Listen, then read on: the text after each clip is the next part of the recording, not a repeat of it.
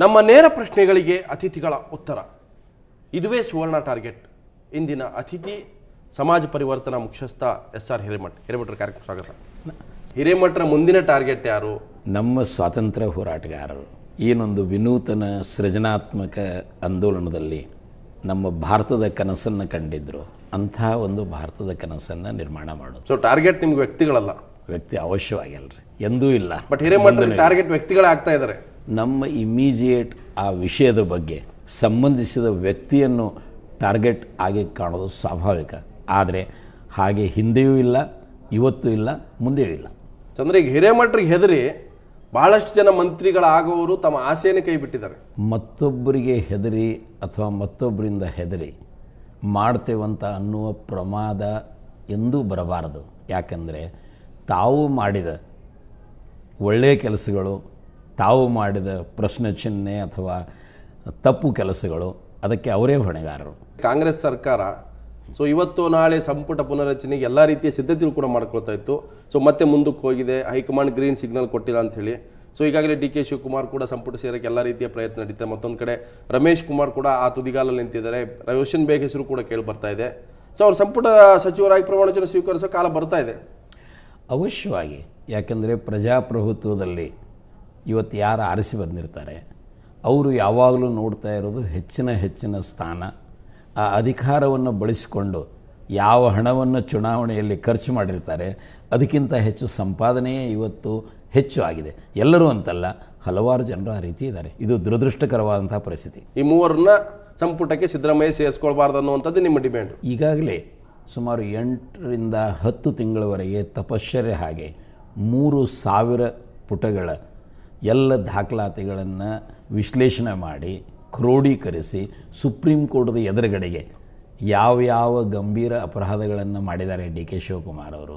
10,80,000 ಅತಿ ಉತ್ಕೃಷ್ಟ ಗುಣಮಟ್ಟದ ಅದಿರನ್ನು ನಾನು ಮಾಡೇ ಇಲ್ಲ, ನಾನು ಸರ್ಕಾರಿ ರೇಟಲ್ಲಿ ನಾನು ಸಾಗಣೆ ಮಾಡಿದ್ದೀನಿ ಅದಿರನ್ನು.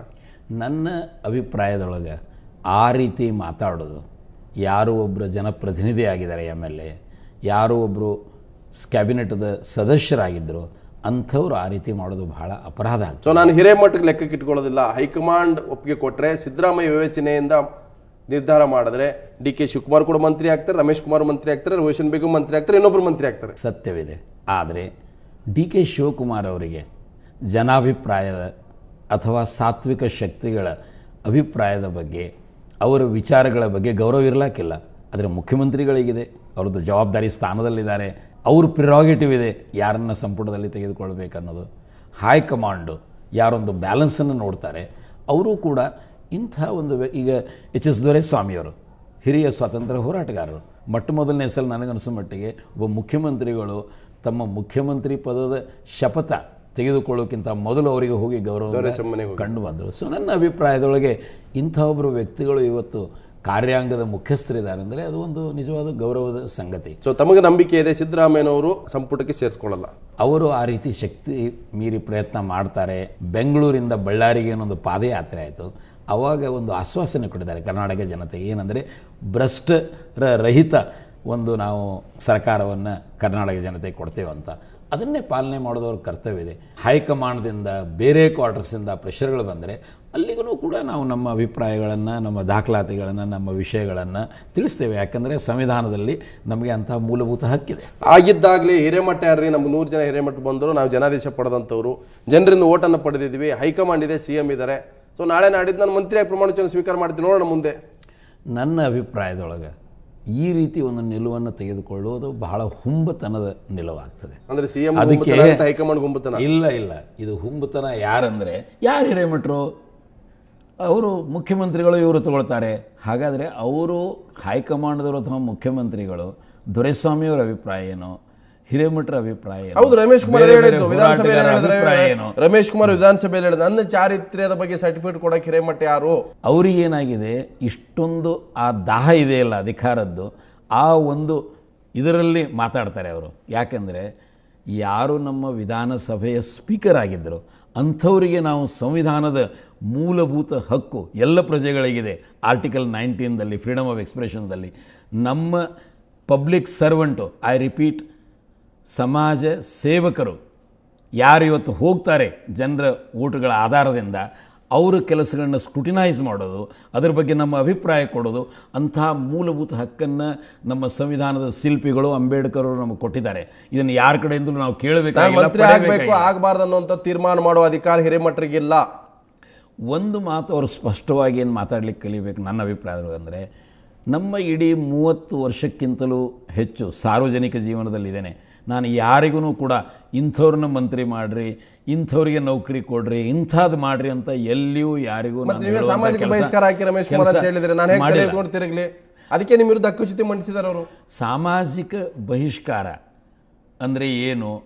ನಾವು ಹೇಳಿದ್ದಿಷ್ಟೇ, 2003ರಿಂದ ಸಮಗ್ರ 10 ವರ್ಷ 60 ಎಕರೆಗಿಂತಲೂ ಹೆಚ್ಚು ಅರಣ್ಯ ಭೂಮಿಯನ್ನು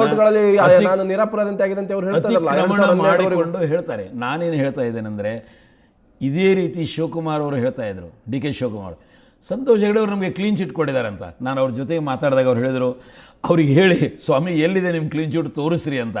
ಆ ಹೈಕೋರ್ಟ್ ಆದೇಶದಲ್ಲಿ ಇವ್ರಿಗೆ ಏನು ಕ್ಲೀನ್ ಚಿಟ್ ಇದೆ ಕೇಳಿ ನೀವೇ. ಅಲ್ಲಿ ನೋಡಿದರೆ ರಮೇಶ್ ಕುಮಾರ್ ಅವರ ಸಮಕ್ಷಮದಲ್ಲಿ ಮತ್ತು ಜಿಲ್ಲಾಧಿಕಾರಿಯ ಸಮಕ್ಷಮದಲ್ಲಿ ಜಂಟಿ ಮೋಚಣೆ ಆಗಬೇಕು ಅನ್ನೋದಿದೆ ಹೊರತಾಗಿ ಇವರು ಉಳಿಸಂತ ಚೌಕಗಳಿಗೆ, ಸುಳ್ಳುಗಳಿಗೆ, ಇದ್ರ ಬಗ್ಗೆ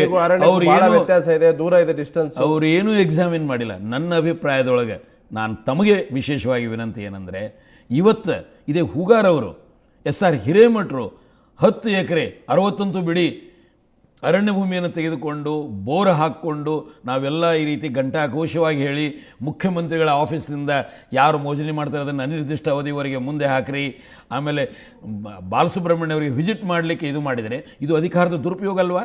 ಇದ್ರ ಬಗ್ಗೆ ಸರ್ಕಾರ, ಜವಾಬ್ದಾರಿತ ಸರ್ಕಾರಗಳಿದ್ದರೆ ಅವರು ಡೆಫಿನೆಟ್ಲಿ ಅವ್ರ ಬಗ್ಗೆ ಆ್ಯಕ್ಷನ್ ತೊಗೊಳ್ಬೇಕು. ಅದೇ ದಿಶೆಯೊಳಗೆ ನಾವು ಮೂವ್ ಆಗ್ತಾವಿದೆ ಅನ್ನೋದು ಅವರಿಗೂ ಗೊತ್ತಿದೆ, ಕರ್ನಾಟಕದ ಜನರಿಗೂ ಗೊತ್ತಿದೆ. ಈ 3 ಶಾಸಕರು ಮಂತ್ರಿಗಳಾಗಕ್ಕೆ ಸದ್ಯಕ್ಕೆ ಯಾವುದೇ ರೀತಿ ಅರ್ಹತೆ ಇಲ್ಲ. ಇದರಲ್ಲಿ ಏನಂತಾರೆ 100% ನಮ್ಮ ಕಮಿಟ್ಮೆಂಟ್ ಇದೆ. ಇಷ್ಟೇ ಅಲ್ಲ, ಇನ್ನು ಯಾರು ಬೇರೆಯವರು ಬಂದರೂ ಕೂಡ ಮಾಡಬಾರದನ್ನು ಮಾಡಿದ್ರೆ ಅದನ್ನು ಹೊರಗೆ ತರ್ತೇವೆ. ಹೈಕಮಾಂಡ್ ಹೇಳಿದ್ರೆ ಒಂದಿನಾದ್ರೂ ಮಂತ್ರಿ ಆಗ್ಬೋದಪ್ಪ. ನಾವು ಎಲ್ಲಿ ಬೇಡ ಅಂತೇವು. 1 ದಿವಸ ಆಗ್ರಿ, 10 ದಿವಸ ಆಗ್ರಿ, ಮುಖ್ಯಮಂತ್ರಿ ಆಗ್ರಿ. ಯಡಿಯೂರಪ್ಪ ಅವರ ಹಣೆ ಬರ ಏನಾಯಿತು ಮುಖ್ಯಮಂತ್ರಿ ಆದವ್ರದ್ದು. ಆಮೇಲೆ ಕ್ಯಾಬಿನೆಟ್ ಮಿನಿಸ್ಟರ್ ಗಾಲಿ ಜನಾರ್ದನ ರೆಡ್ಡಿ ಅವ್ರದ್ದು ಏನಾಯಿತು? 2 ಸಲ ಆರ್ಸಿಗೆ ಬಂದಂಥ 4 MLAಗಳು ಈಗ ಎಲ್ಲಿದ್ದಾರೆ? ನೀವೇ ಭಯ ಹುಟ್ಟಿಸ್ತಾ ಇದ್ದಾರೆ ಶಾಸಕರಲ್ಲಿ. ಭಯ ಹುಟ್ಟಿಸೋದಲ್ಲ, ನಾವೇನು ಮಾಡ್ತಾ ಇದ್ದೇವೆಂದರೆ, ಇವು ಸಾರ್ವಜನಿಕ ಸ್ವತ್ತುಗಳು. ಸಂವಿಧಾನದ ಮೇಲೆ ಕೈ ಇಟ್ಟು ಅಧಿಕಾರ ತೆಗೆದುಕೊಂಡು ಪ್ರತಿಯೊಬ್ಬ ವ್ಯಕ್ತಿಯ ಕರ್ತವ್ಯ ಏನಿದೆ ಅಂದರೆ ಈ ಸಾಮೂಹಿಕ ಸಂಪತ್ತನ್ನು ಸಂರಕ್ಷಣೆ ಮಾಡೋದು. ಇವತ್ತು ಆ ಬೇಲಿಯ ಎದ್ದು ಹೊಲ ಮೇಯುವಂಥದ್ದಾಗಿದೆ ಅಂದರೆ ಅಂತಾಗ definitely final custodians of political power ಪ್ರಜೆಗಳಿದ್ದಾರೆ. ನನಗೆ ಆರಂಭದಲ್ಲಿ ಕೇಳಿದೆ ನಿಮ್ಮ ಮುಂದಿನ ಟಾರ್ಗೆಟ್ ಯಾರು ಅಂತಂದ್ರೆ, ಕೇವಲ ಇವ್ರು 3 ಅಲ್ಲ, ಇನ್ನೂ ಬಹಳಷ್ಟು ಜನ ಶಾಸಕರಿದ್ದಾರೆ ನಿಮ್ಮ ಟಾರ್ಗೆಟ್ನಲ್ಲಿ. ಈಗ ಸದ್ಯ ಹೇಳ್ತೀನಿ, ಕಳೆದ 4 ವಾರಗಳಲ್ಲಿ ನಾನು ನಿರ್ದಿಷ್ಟ ಭೂ ಕಬಳಿಕೆ ವಿಷಯಗಳನ್ನು ಬಿಡುಗಡೆ ಮಾಡ್ತಾ ಇದ್ದೇನೆ. ಮೊದಲನೇದಾಗಿ ಇವರು 3 ಸಚಿವರಿದ್ದಾರೆ, ಆಮೇಲೆ ಶಾಸಕರಿದ್ದಾರೆ, ಇನ್ನು ಬಿಸ್ನೆಸ್ ಮಂದಿದ್ದಾರೆ, ಸಿದ್ಧಾರ್ಥ್ ಮತ್ತು ರಾಜಾ ಬಾಗಮನೆ. ಯಾರು ಮೊದಲು ಚೆಕ್ಗಳ ಬೌನ್ಸ್ ಆಗ್ತದೆ 99ರಲ್ಲಿ ಜಗತ್ತಿನ ಅಗರ್ಭ ಶ್ರೀಮಂತರಲ್ಲಿ ನನ್ನ ನೇರ ಪ್ರಶ್ನೆ ಏನಂದ್ರೆ, ಹಿರೇಮಠರ ಲಿಸ್ಟ್ ಅಲ್ಲಿ, ಹಿರೇಮಠ ಟಾರ್ಗೆಟ್ ಅಲ್ಲಿ ಇನ್ನೂ ಇವರನ್ನು ಬಿಟ್ಟು ಬೇರೆ ಶಾಸಕರಿದ್ದಾರೆ. ಎಲ್ಲ ಕ್ಷೇತ್ರದಲ್ಲಿ ಇದ್ದಾರೆ, ಎಲ್ಲರೂ ಇದ್ದಾರೆ. ಅದೇನು ಹಿರಿಯರ ಗಾದೆ ಮಾತಿದೆ, ಉಪ್ಪು ತಿಂದವ ನೀರು ಕುಡಿಲೇಬೇಕಂತ.